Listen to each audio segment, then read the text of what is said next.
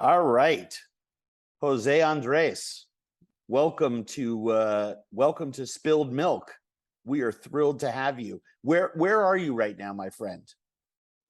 I am in Spain, España, in the south, in a city called Marbella, a very beautiful place in Spain. And I mean, I know the answer to this, but you try to spend time during the summer with your family over there, pretty much on the regular all the time, right? For the last, I don't know, since I was born, probably. My wife always makes sure we come and we try to take all the family, and as long as a vacation as we can allow. I may have to go back and forth to some trips, but all the family gathers here in the south of Spain, not in Marbella where I am right now, but in the province of Cádiz, which is the southernmost province in the peninsula. Also, we have obviously Spain, the Canary Islands, which is southern. I don't want anybody to get upset with me, but in the peninsula, in the hardcore of Spain, this is the southern province, and it's beautiful. It's where the Mediterranean and the Atlantic kiss each other, and where you can see the beginning of the beautiful African continent. Yeah, I've been to that part of the world, and it is absolutely stunning. Most people don't know that you can see Spain from Africa and Africa from Spain. And you can see England, and you can see England too. Yeah, exactly. It's pretty amazing. I think Governor Sarah Palin will be very happy here, because from here you can see Spain, you can see Portugal, you can see England, and you can see Morocco all at the same time. And if you have a good eyesight, you can see all the Latin American countries and America and the Caribbean. So it's a perfect place. It's perfect for her. I invite Governor Sarah Palin to come to Cádiz. It's the perfect place. We will let her know. I know that she's a big fan of yours and mine. So here's before we dive in, I know everyone wants to know, most of the last 6.5, 7 months or so, if my math is correct, you've been spending time in Ukraine. And if you could just tell people for a couple minutes how things are going over there from a World Central Kitchen view. Everybody's aware of what World Central Kitchen does and is doing over there for so many people. But everyone will kill me if they don't hear from you what's going on there as of now. I know you were just there. Oh, I was there. I just came back a few days ago from today's conversation. I spent there almost another 2 weeks. I've been more than probably, I don't know, 60, 70 something days, mainly at the very beginning. World Central Kitchen was able to activate on the first day, as many people know. We began in Poland. We began feeding the refugees, which means Ukrainians leaving Ukraine. Very quickly, we realized that the need was everywhere. So we began feeding in every entry into Poland, every border point. And at the end, we were in 6 countries, surrounding Ukraine, plus Germany, plus Spain, with some projects there. We began feeding the refugee welcoming centers, but very quickly, we began moving in. We began, let's say, not being afraid when so many million were living in Ukraine. Ukraine has food.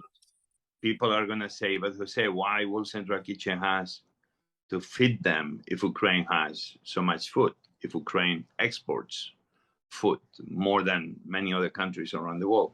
Well, it's chaos. It's an emergency.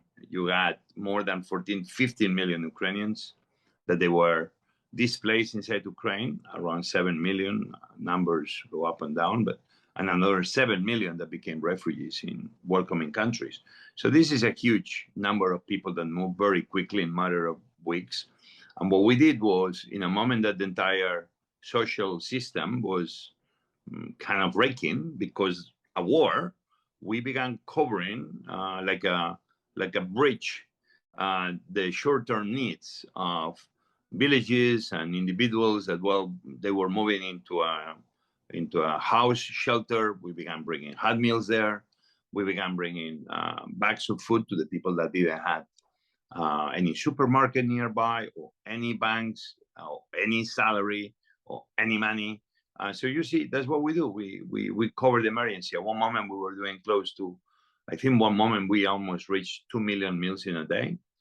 We've been having average around 1.2, 1.5. We went from 500,000 hot meals a day to right now 100,000 only. And so as we are speaking today, we've been doing over 1.2 million meals in the form of bags. So people cook at home, 1 bag per week for a family of 4. And then the hot meals in the places we believe that need our help. Now, because it's a war, but it's been going on for 6 months, I think the government of Ukraine, the mayors, the governors of the different oblasts, what they call the states, they are more, I would say, in control.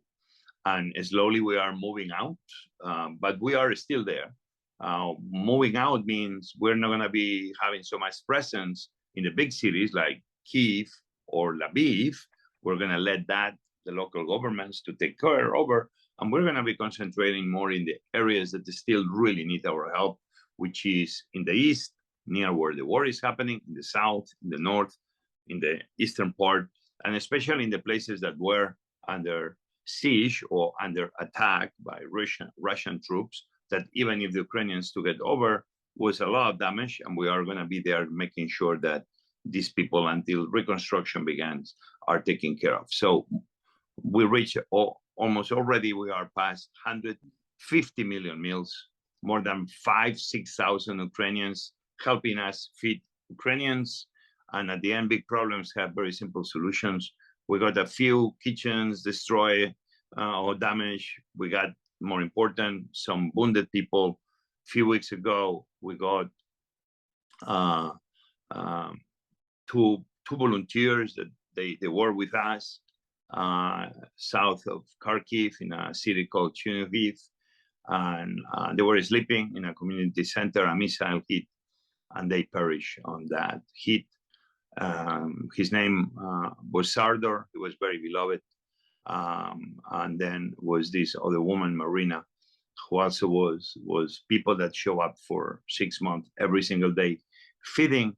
I will not say super dangerous, but even when the missiles and the bombs, you know, that they can go 5, 10, 20, 30, 40 kilometers away, you are safe nowhere in Ukraine. Unfortunately, this happened to these people. So I want people to know that this is real. It's a nonsense war. I don't think wars ever made sense, ever.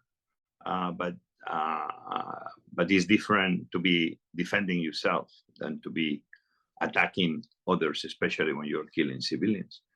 So I think thanks to the American people, World Central Kitchen has been able to do this operation. We became, obviously, in the first 6 months, the biggest NGO food operation anywhere. You could see us everywhere. We were in over 1,000 cities. We are still over 1,000 cities, 1,100 cities in Ukraine. This is crazy. It's unheard of. I'm very happy. Why we do that? Because we put more than 550 restaurants and other teams as one. It's like the biggest creation of a restaurant chain, for goodness, in the shortest amount of time. That's what I say. Yes, we need to feed the few. We need to have great business. We need to enjoy our work and celebrate our culture through the dishes the chefs and the restaurants create and giving life to every corner of the world.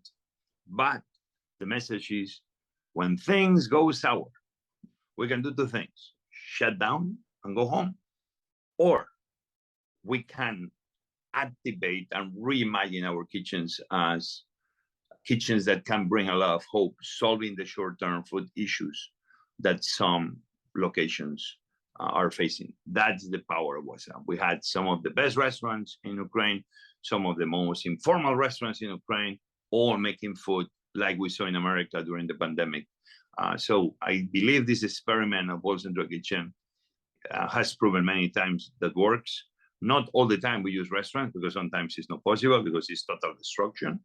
But when we have the infrastructure untouched, and we can be partnering with the people that know how to feed best, which are restaurants and restaurant owners and chefs and the people that work with them and their friends, restaurants can become a very powerful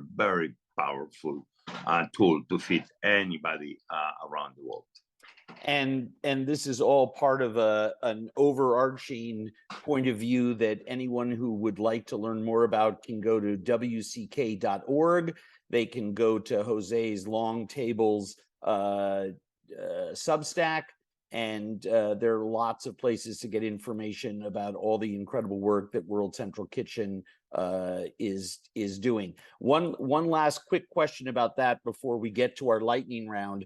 I think it almost broke the internet in my world, your world, our world of chefs and restaurants, was an incredible picture of you with President Zelensky.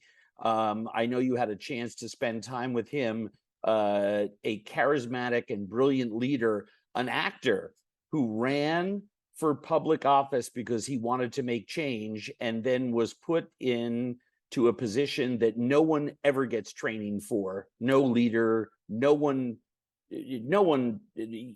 learns how to handle these type of massive global crisis in one's own country. There's no training for it. I know you're very impressed with him. Can you tell us in the shorthand what he's like as a human being? Yeah, I mean, we had opportunities to meet before, but he was busy defending his country. We were, obviously, he's the president. I was busy traveling around Ukraine and joining the teams of World Central Kitchen. But I thought that going almost into 6 months, and after doing what we did, I think was very important for him to know what the men and women of the restaurant industry and volunteers did. And I was able to bring 2 of the leaders of World Central Kitchen there, and was great. That was not José Andrés giving the president of Ukraine the report of what happened. It was Julia and Katia giving the president the report of what happened. Mm-hmm. And I think that's the value. And I think he was super happy and super impressed. Obviously, a lot of people doing amazing things in Ukraine, defending their country. Everybody, I would say, is hands-on. Everybody has a mission, even if nobody made them the leaders of that mission. Is almost everybody is leading in one way or another. It's not obviously the men and women defending, but then it's everybody else behind. And this is very beautiful to see, actually. Unfortunately, there are deaths in both sides, and we can never celebrate any death. But at the same time, for me, was great that he got this glimpse of knowing that also the cooks were a very big team all across Ukraine, a very big army of goodness. President Zelensky is a person that is very kind. He's actually, it's very funny because sometimes when we talk about politics, I realize that I don't know if he's right or left wing. I don't know if he will be a Republican or a Democrat. I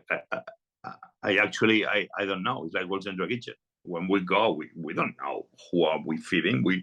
I imagine some states, but we don't think we activate everywhere.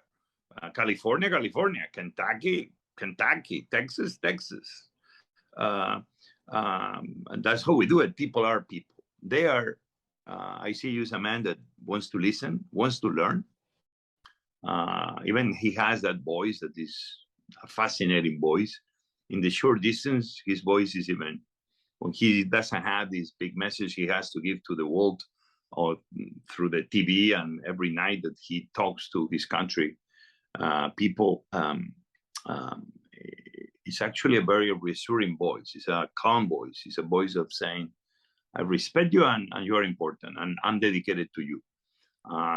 When sometimes I'm the first one at fault, like you have your phone, and we were there for a long hour and something else when it was supposed to be a shorter meeting. But obviously what we were doing was not only talking about what we were doing, but what we can do. to keep feeding the people maybe in need because of the war. And for me, it's fascinating that he was like super concentrated in a way I don't concentrate when we are in meetings.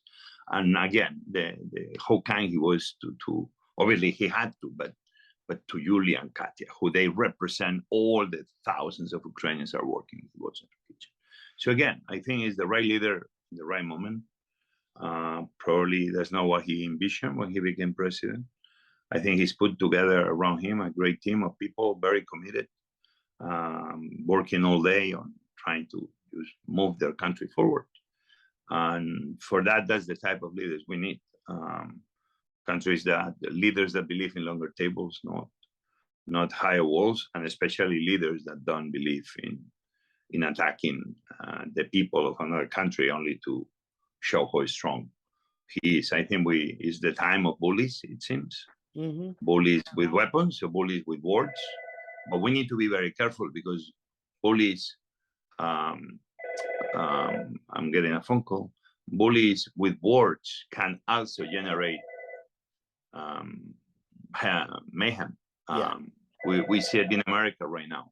So everybody needs to be very careful and at least think about what their actions and their words, the mayhem they can create. This cannot be, if we are asking our children to think and behave in the best possible way, is the least we can be asking our politicians is just to think and behave should be forgiven in politics, to blame your opponent of anything.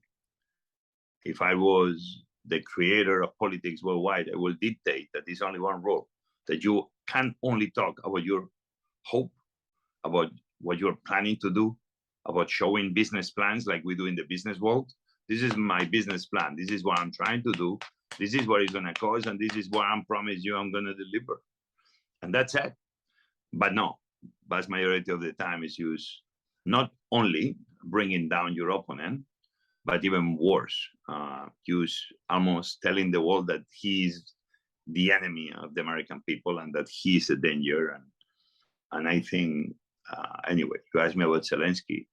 In a way, you could argue he is doing exactly what I'm saying, but that was one person. And that person is President Putin. And we cannot have more Putins in the world. Yeah. We can't. In the same way in America, we cannot have more Trumps. I think people need to understand that the rhetoric can create this disruption in ways we don't see it. But we saw on January 6th what happened in America.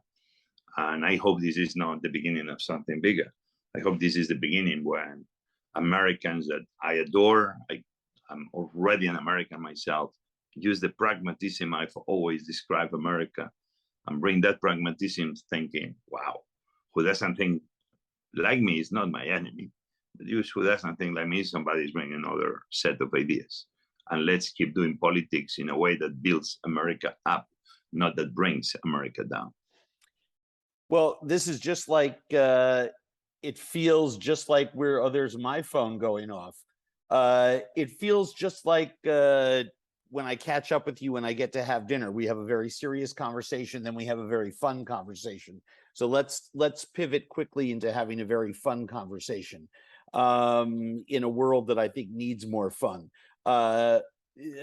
People are absolutely fascinated with you because they see the global presence, but you put your pants on one leg at a time.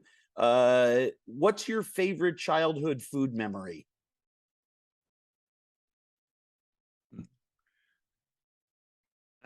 I have many, and it's hard sometimes to pick up one. But for me, without a doubt, will be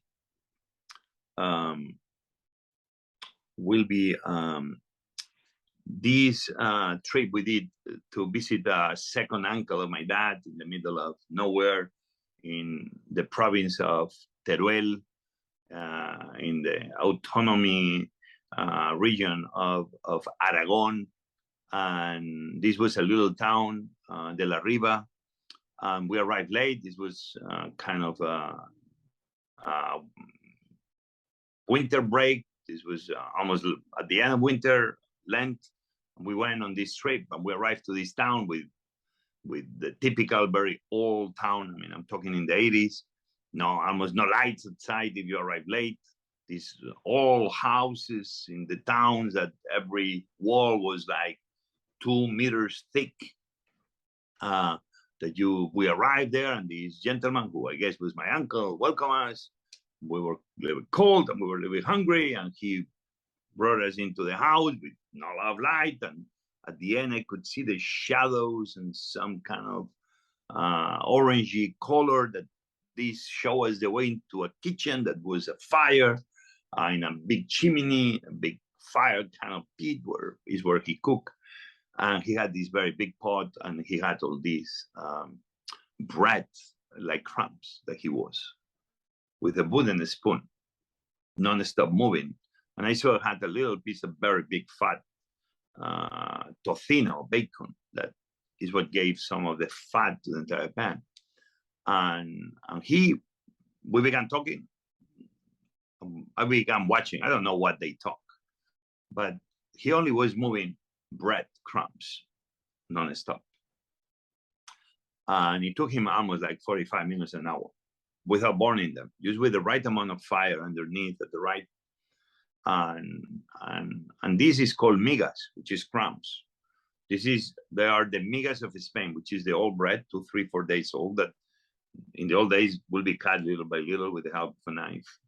And you'll put some water on top with a sprinkle of your fingers, just to give the right amount of moist. Then you let it rest until the moist is equally, by osmosis, spread across every crumb. And then is when you start making the migas, which is many recipes all across Spain. They can have garlic, they can have bacon, they can have chorizo. Then at the end, they will be served. So he made that. And then with a beautiful black iron pan, he put it on near the fire again. He had hot oil, and he began making fried eggs.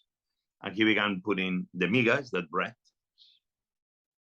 Difficult to explain because it's magic. It's not something you make in 5 minutes. You can make 5 minutes, but it'll never be that. And the open fire is important. And the fried eggs, and then he put a little slice of the bacon, of the tocino, and then a little piece of chorizo that he, I guess, cooked before we arrived and was there also waiting on the side. Traditionally, in some parts of Spain, they will give you fruit too, like some raisins, or some grapes, or some melon, because it's very refreshing. It's fascinating. So this dish I remember because I was young, probably 8, and the impact in my life, in my brain, was like, man, somebody can make something so good with bread. Who doesn't like bread? With some fat, some pork. Yeah, I think we all like it. Use the smell.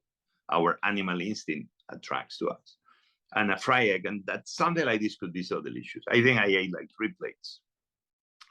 And I think this was an important moment because just watching that person, I didn't know, just manning that big pot. The pot was bigger than my second uncle, the uncle. And the wooden spoon. That's why I love wooden spoons now so much. That's why I love these kind of big pots, and terracotta especially. And that, I think, had a very big imprint. That's why today, if you see me in a happy place, will be in a very big fire with a lot of terracotta pots, some wooden spoons, and just cooking for anybody. I think that moment in my life had a huge influence in who I am today and what I like to do today. What's your favorite food city and why? Off the top of your head.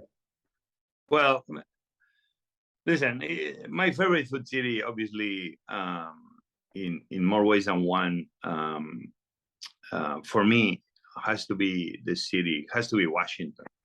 And I don't want to be biased because I've been there 30 years and I have restaurants and I'm going to benefit from people coming.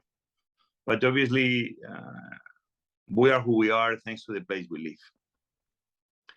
And probably you're going to say, yeah, Jose, but that doesn't mean your favorite city is another. But Washington is a city I got to know. When I say Washington, it's not just the city, but it's the entire ecosystem.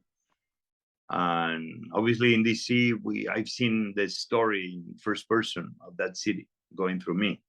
Chefs like Jean-Louis Palatin and Roberto Donna and Nora Puyon and Mary Richter and King Cates and Jeff Buben, and I can going on. And every city has this story. But for me, those are names that in a way, as much as I know Spain very well, and Madrid and Barcelona I know very, very well. I realized that Washington, I know, wow, I can.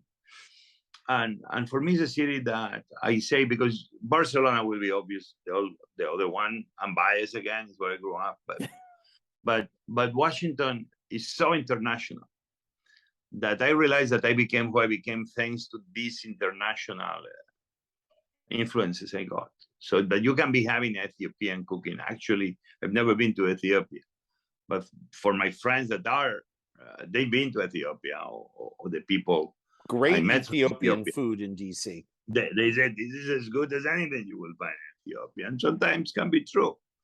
But then it's everything else. It's Afghan restaurants, it's Ukrainian restaurants, it's Italian, obviously French, American, New American, All American. Keep going. Fast foods. I mean, Washington has been one of the cities that has produced the most quantity of fast foods lately. I mean, Sweet Green, anybody came from Cabo, ladies and gentlemen, came from Washington, D.C. So you move away and you have Virginia, you have Maryland, you have oysters, you have crabs, you have great cheeses, you have great farming, you have great apples, you have great peaches. And I keep going. For me, Washington, obviously, is my favorite city. It's a city I don't have to think much. Yeah. I'm comfortable. I can go to high end, and I can go to a bar down in the basement, and it's a city that I got to know and to love. And if you don't come Washington, you go to Barcelona. Barcelona has had 2 very hard years during COVID, I think more than other cities for some reasons. I'm not going to get now into the reasons why. Madrid had a much easier COVID for other reasons. But Barcelona, without a doubt, is a fascinating city where you're gonna experience amazing time in the most unique places without making reservation. This to me is key of having a great city. It's interesting that you talked about the impact at the very first about how that city helped make you. I feel the same way about the twin cities of Minneapolis and St. Paul. Is it the best food city in the world? You know, I mean, I'm a globalist. I in magazine interviews, I talk about a dozen other cities, but the fact is that I am who I am because of the people and what goes on here in my hometown where I've lived for the last 30 years. And its impact on me is immeasurable. So I feel you. You are a globalist too, and you spend a lot of time in airplanes and airports, and you have homes in a couple different places. Do you call Washington home nowadays? I mean, if I say what's home, is it Washington? Washington is home. Okay. It's Bethesda. Yeah. Bethesda, Maryland. Well, yes, that's where your actual home is. What's your do you have, and I hate this question, I hate it, but everyone loves hearing the answer. And the reason I hate it is that I have 100 answers for it and I don't want to insult anyone. But is there a favorite place that you like to go to sort of just eat when you come home that isn't in your own kitchen?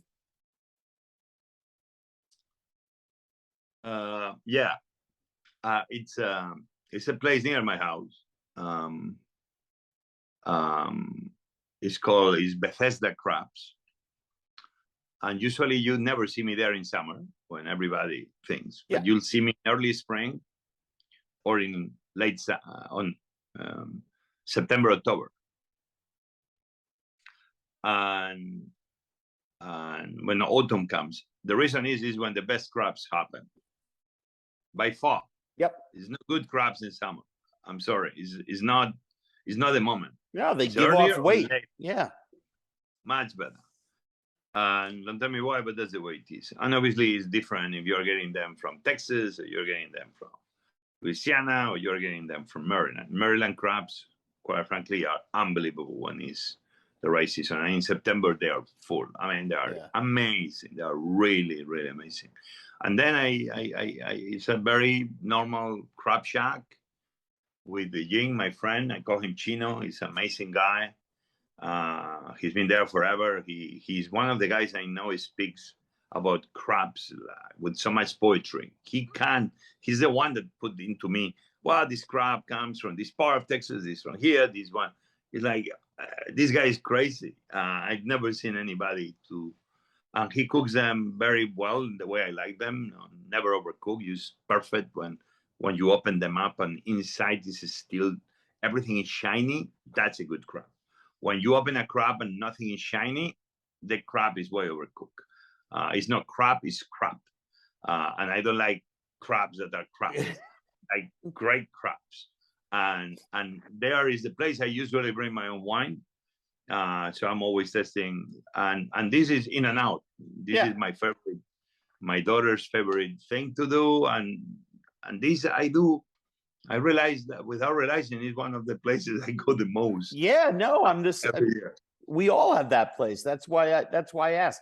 At home in Washington, Bethesda, what's the one thing, could be food, could be something you drink, that you're always worried about running low on? What do you always make sure you have enough of at home? Eggs. I knew it.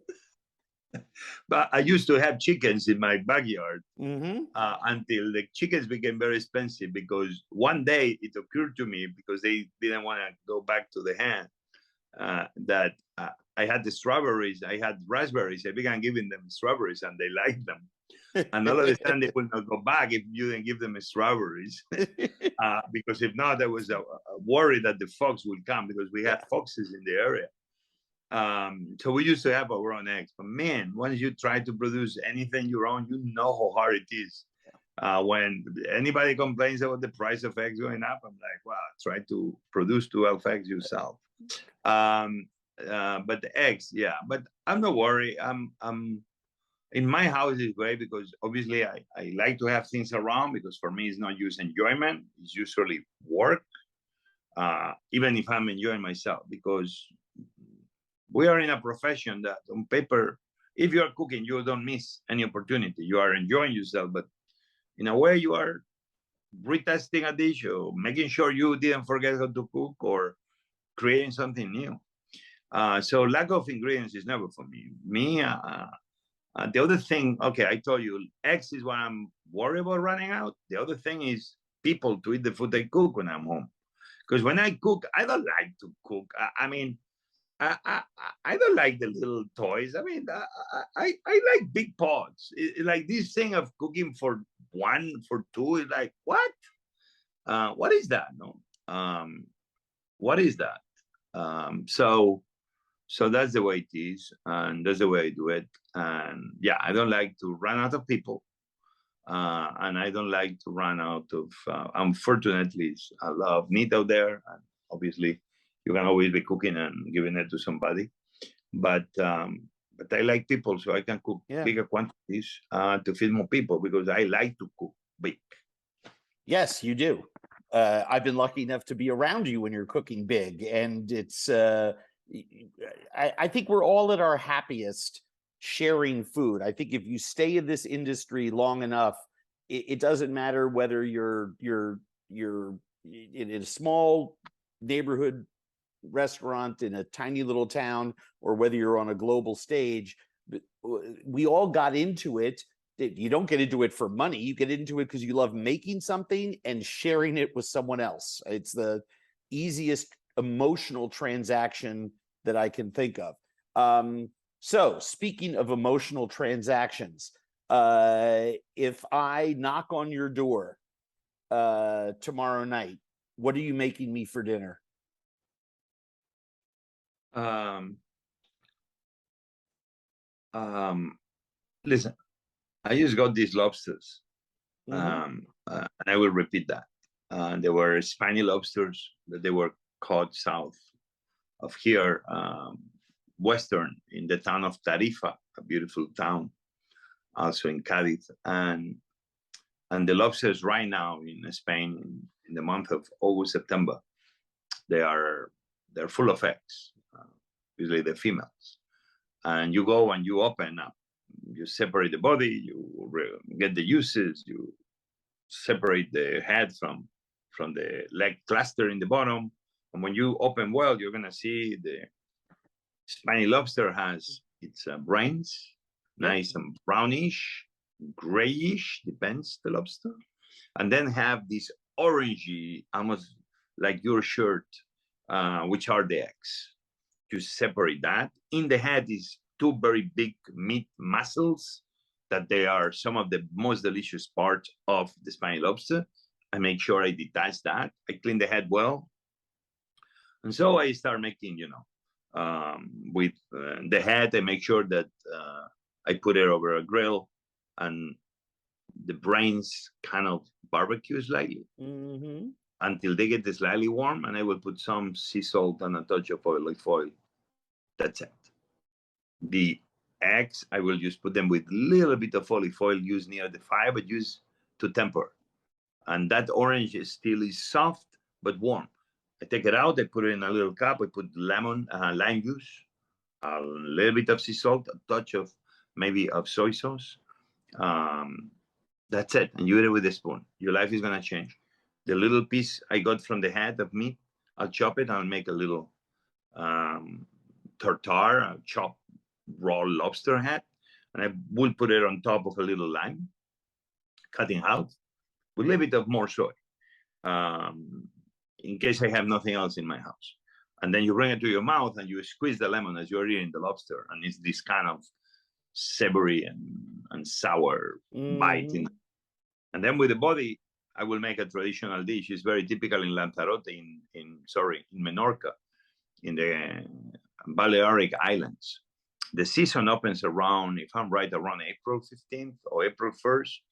And it's a very big beginning. They don't allow more than 4 or 5 months to catch these spiny lobsters there. And they make a dish called caldereta. It's very simple. Use a lot of onion, green pepper, tomatoes even. It's a different recipes. Cook until the onions are caramelized. The green pepper is almost lost. The tomato becomes like a marmalade. And then they add some pimenton or paprika or a dry red pepper, ñora, which is very traditional. And then they get all of that and they blend it. It's like you're making a tomato sauce in a way, and blend it. And then they put it back in the pan. The lobster tail with the juices, you cut it in medallions whole, and you put it there, and you put a little bit of fish stock or a little bit even of water, the traditionalists. And then on the side, you add toasted bread, some almonds. You'll get a little bit of the brains of the head and all the juices that the body release. And you'll make a picada, which is very traditional in Spain. The bread is going to give even a little bit more body. You cook, traditionally, you cook the lobster 10, 15, 20 minutes, and the water reduces and the flavor is concentrated. And then they let it rest and they serve it next day. But once this is on, you put this picada I did on the side with the brains, the bread, the almonds, and you put it inside. You move it, almost if you're making a sauce that is becoming used together, and the body of the lobster gives this kind of a nice silky smooth texture. And that's it. That's a caldereta. And obviously it's different rays. Some people even add a little bit chocolate. Some people add orange peel. Actually, it's different variations in this island, different restaurants, different people. But this is very basic, caldereta de langosta. So you see one animal, the least is giving his life, and you can come up with 4 or 5 dishes. I love to do this more and more because it allows me to use a product up to the last bite, out to the last. I think instead of buying 5 or 6 things, you buy one product that gives you so many opportunities, and you are able just to experience how many things you can do out of it, especially like a lobster. But I will tell you the same with a salmon. If you buy it whole, the same with a red snapper, or even a humble crab from Maryland. That's it. That's what I will Boy, cook for you. you got me really hungry, my friend. I wish you lots of love, huge hugs. Please, please, please give your daughters and your wife a big hug and a kiss from all the Zimmerns. We adore you. Keep doing what you're doing, and I know I'm going to see you somewhere in the next couple of months, and I can't wait. Can't wait to give you a big hug myself in person. Enjoy the rest of your summer. Thank you, Andre. Yep. I'll be You back. are the I'll be best. back soon, and I'm gonna see you soon and give you a big hug in your very beautiful, shiny, bald head.